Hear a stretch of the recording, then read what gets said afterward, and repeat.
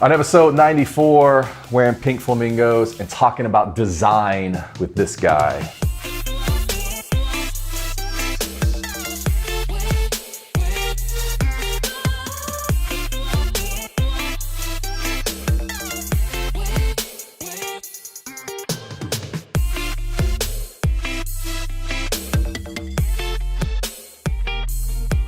Hey everybody, what's up and welcome to the 88 Show.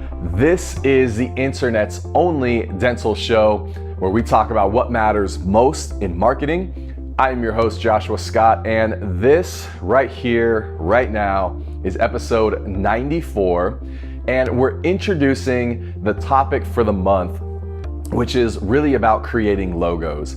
And so you'll find a link to the article down below. It's titled, "Let Me Introduce Myself, the lessons we can learn from $5 logos."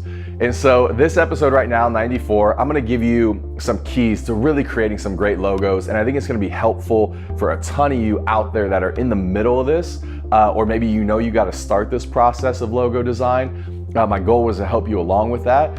And then the next episode, 95, in a few weeks, we were on location with Sleek Smile Studio, a new startup in the Philadelphia area. And I sat down with Dr. Paola and specifically talked about creating her logo and the branding behind that practice. And so I think you're really gonna love that episode as well. But what started this for me was just a few months ago, summer break, took the family on vacation to Cabo, Mexico. And it was our first time out of the country. And so what was interesting is not our first time, but the kids' first time out of the country. And we found ourselves, like when it came down to restaurants, right? Like you're in a different country, you're gonna go out to eat, you start to try to figure out like, well, where do we go?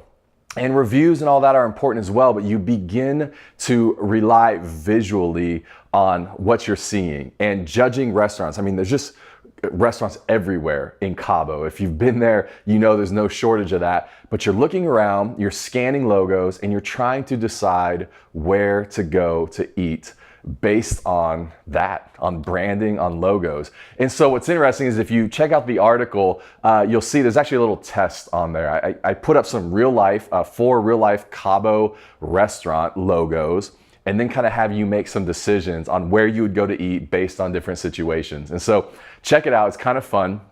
But let me get into just kind of some keys to great logos, okay? So number one is a great logo should start the story.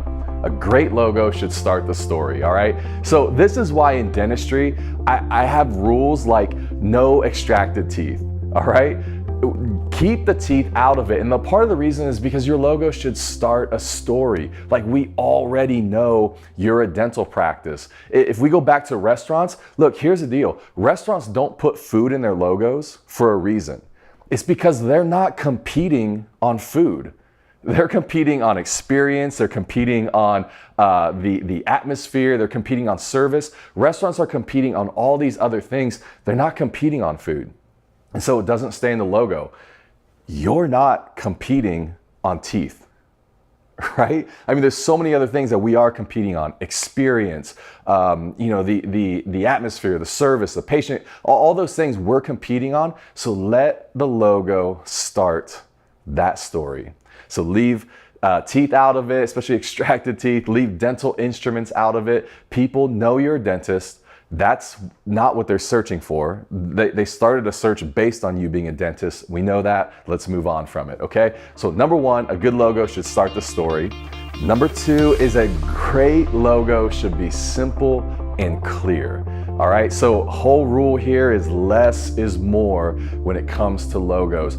I typically tell people you can say two things in a logo, like pick two. It doesn't, like what two things? It doesn't matter, but pick two. The point is you can't say more than that. And so when we start throwing all this other stuff into it, and let's make sure we do this, and let's make sure it represents that, we're cluttering it up, and at the end of it, nobody hears anything, all right? So second is they're clear and simple.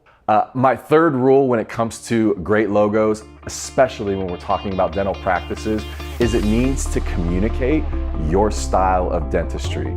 And what I mean by this is like, Are you fee for service? Are you PPO? Are you high end? Are you cosmetic? Are you surgical? Are you affordable and economical? Are you multi-location? Like all those things play into that.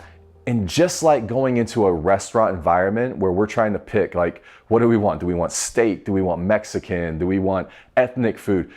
Your practice logo needs to help direct people down the path that they know is going to better suit them the best. And so logo should communicate the style of dentistry that you do in your practice, all right? So those are kind of my 3 tips right off the bat for a great logo. But I also thought, Jay Moore, this would be good. I mean, we've got designers over here, like really good designers. I kind of thought about, why don't we just talk to them about what makes a good logo? You good with that? Yeah. Hey, dude, I was gonna put you in the show for a little bit. You want talk about logos with everybody? No. Yeah, come on, just a few questions. No, I don't want. So thanks for being here. Yeah. Yeah. All right, good logo design. Let's talk about this because you do logos. I do. All right. So first question, I mean, give us a little bit of like the behind the scenes, the process of what you do to create logos. Oh, it's real easy. All you do is press the art button. Push the art button. Push the art button. Yep, and logos magically appear. No. Show's over. That's it. That's how we do it. It's a button we push. You didn't know. Seriously though, it's a lot of it's just getting to know the client, like through some of the process that we have, like our brand creator and our style discovery guide. Because it kind of tells you like modern or classic, right? And colors and. Yep. But it's okay. So you kind of learn about the client. You kind of like the background work. Are you a sketcher? Are you like? Sometimes. Okay. Sometimes I am. If I have a specific idea in my head, what I'm thinking of, I'll sketch it out first, and then maybe take a picture of that sketch, then take it into Illustrator and start doing that. But a lot of times, man, it's just getting in there and toying around with stuff. And yeah. So I know, like, I'm a sketcher, so I kind of start there. And I mean, you love that when I bring you sketches. Mm-hmm. Yeah, I do. I'm at a restaurant one night at a bar, and I'm like, ooh, strikes me. I'm like, here you go. That's why we have the art button. That's why there's the art button.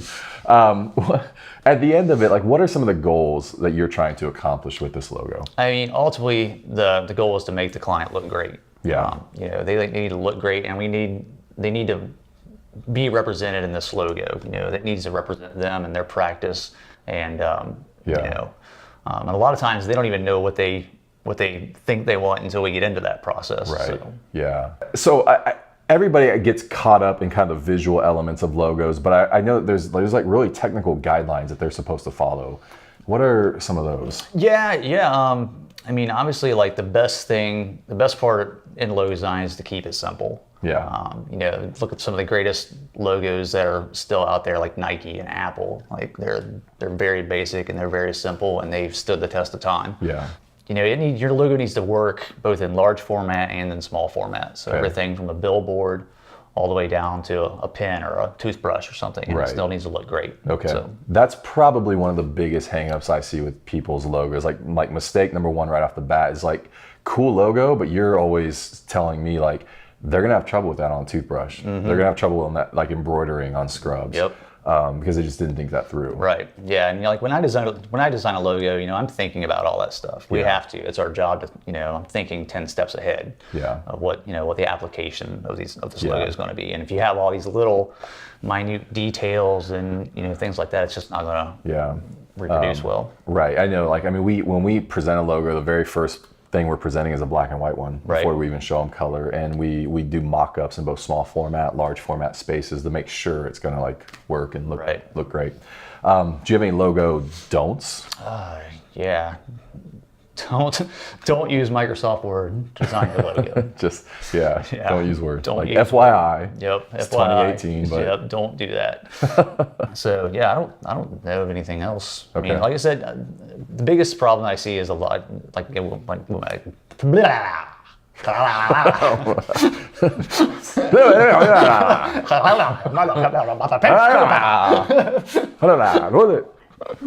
Let's go to the show.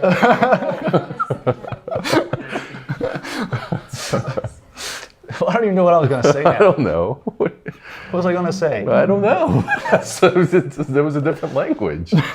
Yeah. What were we talking about? Logos? Yeah, that's good. Okay.